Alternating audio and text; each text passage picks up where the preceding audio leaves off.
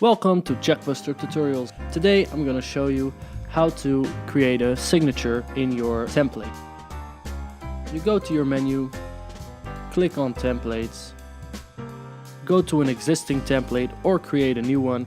We're going to go to the existing template, add an item, add signature, give it a name,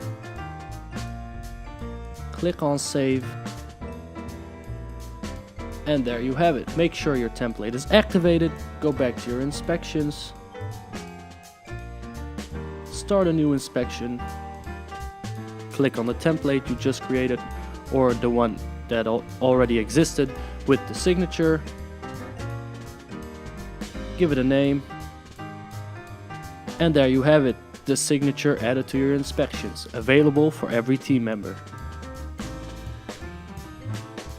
We hope that we have been able to help you creating your signature in your template. We'll be back soon with new tutorials. Make sure to download our new app. Inspect and report, share and improve.